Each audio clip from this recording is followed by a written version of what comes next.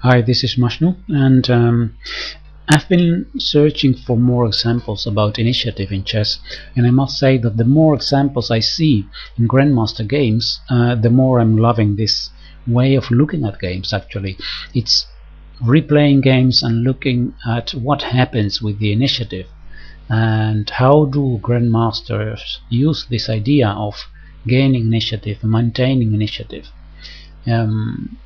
This fragment comes from a game that was played a very long time ago, in 1914 in St. Petersburg, between two famous players, Aaron Nimzowitsch with white against Capablanca playing black, the Cuban world champion. And it's black to move here. And if we look at the position first, we can say that, well, white is a pawn up, but his position is not very active. Black has compensation in this beautifully placed bishop on g7, this nice diagonal, and also this pawn is a bit weak. The queen of black is very actively placed there on c4. So the question is now how to continue with black. Is black to move? And it would be a very, well, let's say superficial solution to this position if we would say, well, we simply take on c3 and we win the pawn back.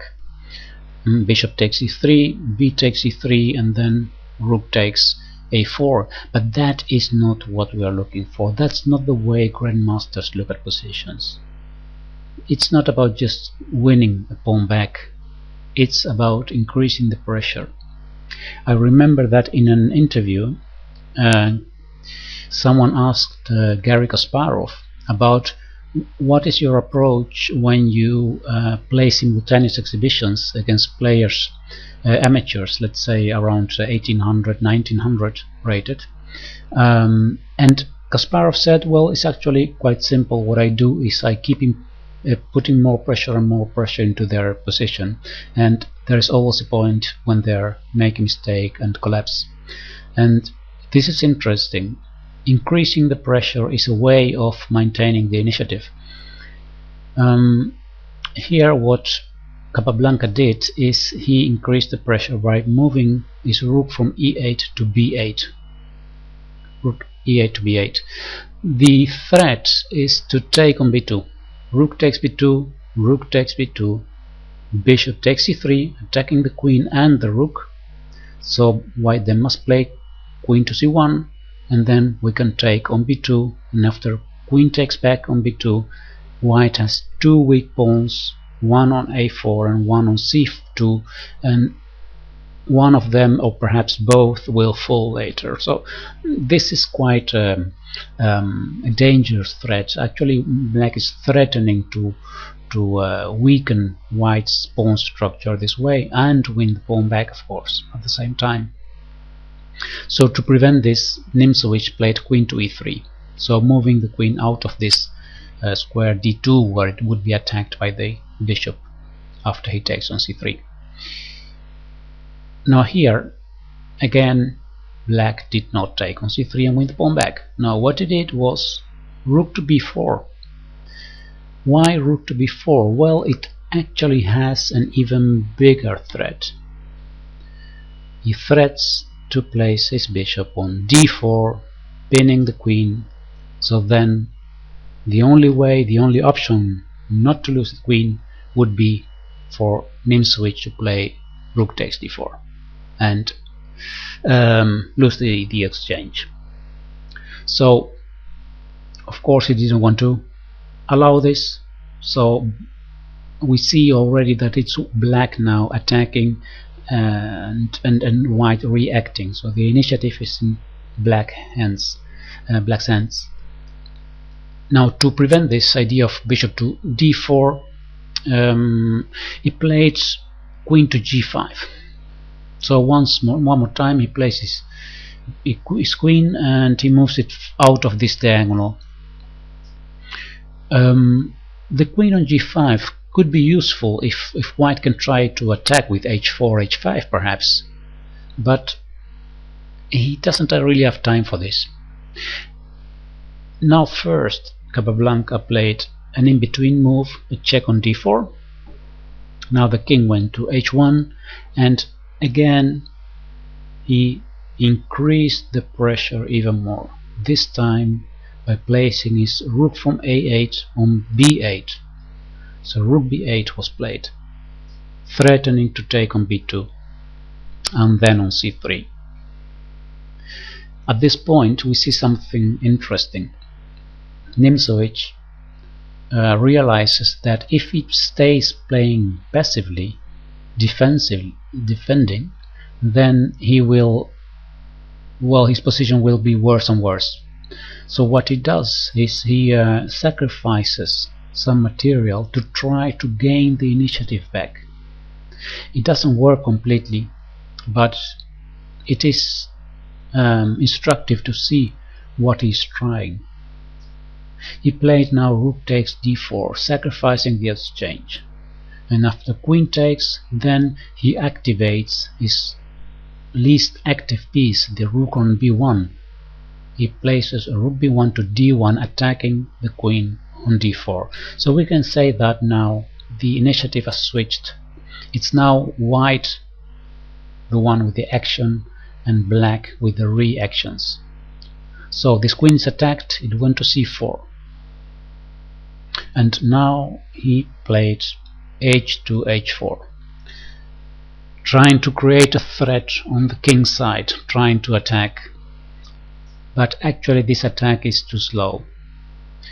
So it's interesting to see that both sides are trying to gain the initiative, but actually these black pieces are so nicely placed.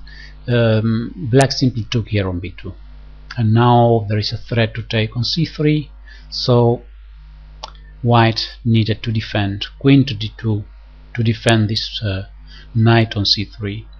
And well, actually the rest of the game is not that interesting from this initiative point of view, but I'm going to show it to you in a faster way so you can see how the game developed. Actually the exchange up of black is decisive.